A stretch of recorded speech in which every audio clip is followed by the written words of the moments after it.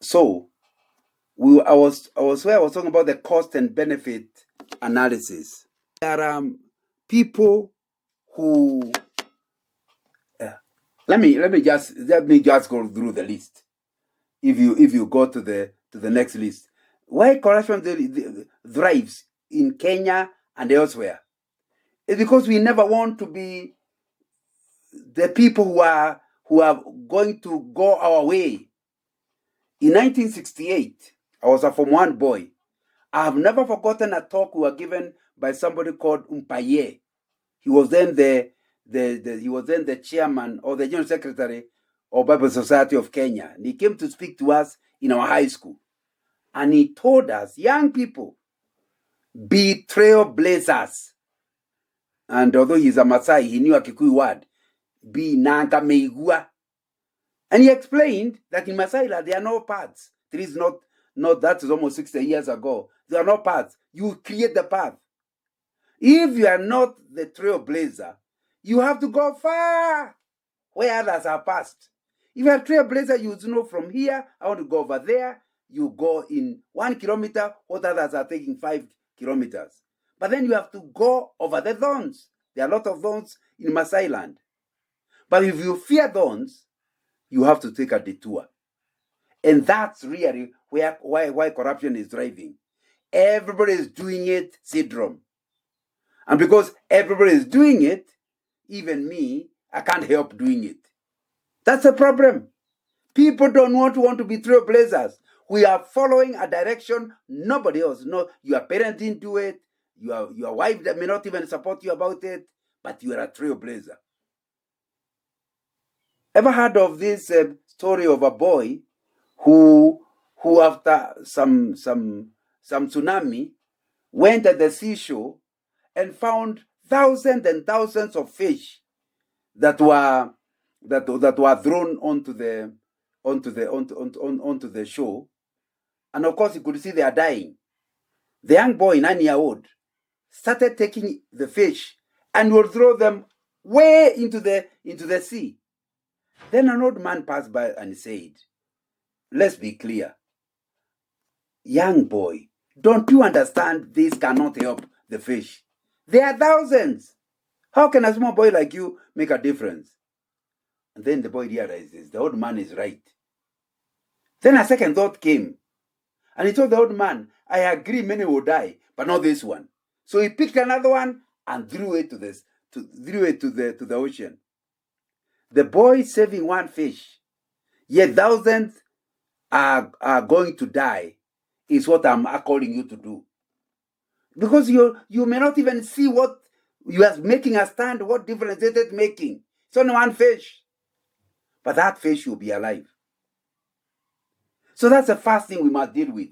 If we are going to be organizations that are ethical or individuals that are ethical.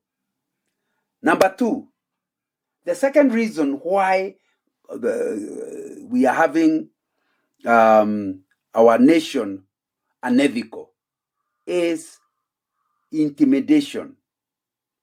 Many people are actually corrupt, not by choice, but because of fear. I used to think that corrupt people are rich. Many corrupt people are very poor. And I used to give it to the theory until when there was a judicial review of the Goldenberg saga. And the people are being interviewed. I still remember the guy in charge of mines, an old man, by that time I think he retired, an old helpless man. He was asked, did you verify any gold? He said no. And you still signed for millions and billions of shillings to be paid to these people. Yes. Why? Orders from above. That guy handled billions, but he got nothing. These corrupt big people are rough because they know they are using you. Use and dump you. If you are intimidated, my friend, you end up being used and dumped. The rich use you. And until we come to where we say no to intimidation, you are ready to be fired. You are ready for your business to fail. rather than support corruption. And you know, the moment you do that, slowly we'll get what you call a critical mass that will stop the tide. The trouble is nobody wants to increase that critical tide that will finally make the corruption flow stop. So we must deal with intimidation, the sense of helplessness. Mr. Nganga, what could I have done? Everybody was doing it. Even this idea of fearing the boss. You should respect the boss, not fear him. So when he tells you to do something, I know they are very funny. They tell you to do that verbally. You do it. When audit is done, you can talk about the boss. Like now, that time they kept saying that Moi should be caught. And they just said there's no evidence that was involved in any way. And that's what happens when you're intimidated. The boss gives you no written instructions. You still go ahead and do it, and he gets the corruption money. Maybe for you it's not even fear of the boss himself, but fear of losing the job, and that's what is your problem. But thirdly, the thing that is causing corruption is not just fear, not just the fact that everybody is doing it, but materialism. The whole society looks at people who are doing well in terms of money. So you're among cousins and you stick with your ethics, and all your cousins are driving except you. Even your own parents start looking down on you. Materialism is being used to rate people. So if you agree you don't know yourself and you want to find yourself in others, they define you in terms of materialism. But you know very well, the reason you are not that rich is because you are not corrupt. Value yourself. So don't worry what people think about you. Don't put your value in terms of how much money is in the bank account. Your value is much higher. So materialism, and that's a whole subject, you can look at it in my book on integrity. But I think one of the things we must deal with is wrong worldview that condemns stealing when stealing. Like among Kikuyu, one of the things that I found very interesting as I was growing up 1950s is that if you stole from another Kikuyu, they would kill you. But if you stole from the Maasais, they called you Jaba. You are you are famous. And my grandfather kept telling me stories about Jamba, the warriors, the winners, who stole Maasai cows. So stealing, according to that worldview, stealing is stealing from your neighbors.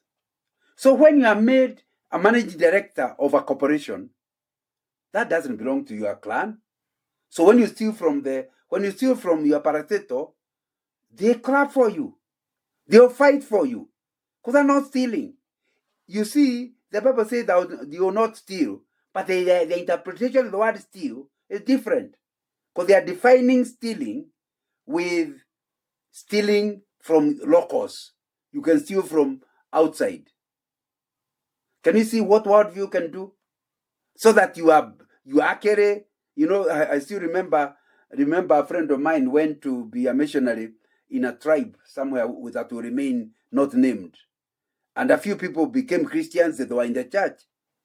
Then he heard that one of the elders had beaten up his wife. And he went to talk to the pastor, to the elder.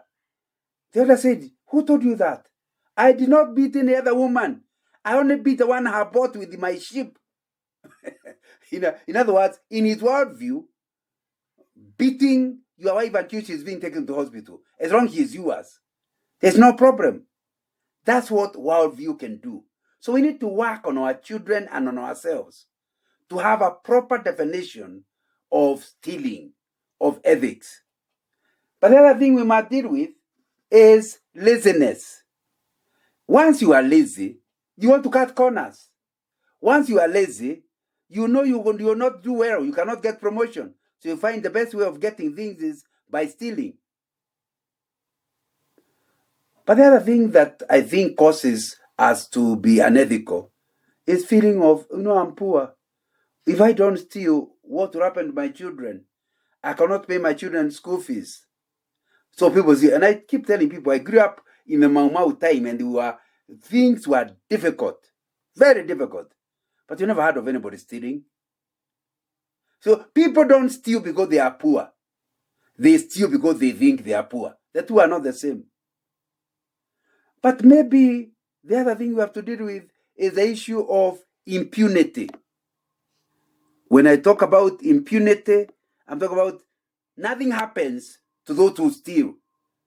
And sometimes they even get promotions. You are in a working place, somebody broke the rules, and there was he just gets a slap on his hand. The next thing you hear, he is actually your boss. He is promoted. The message that goes to everybody is that you are a fool not to be corrupt. Impunity. Nothing happening to those who are caught, who encourage corruption. And we could go on. I realize if we are going to have time for questions, I may stop there.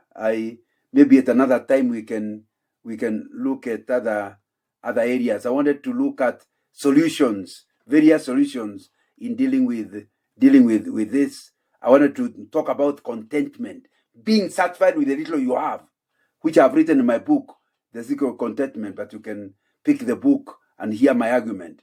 Clear policies in a place of work will help you. I've also wanted to talk about the role of the board. This is something I was given a consultancy by the Kenya government to train boards on ethics. And these are some of my notes when I was given the work by SCAC. There was State Corporation Advisory Council. And the role of management and boards in helping that the organization will be ethical.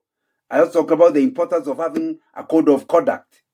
I also wanted to talk about the importance of conflict of interest.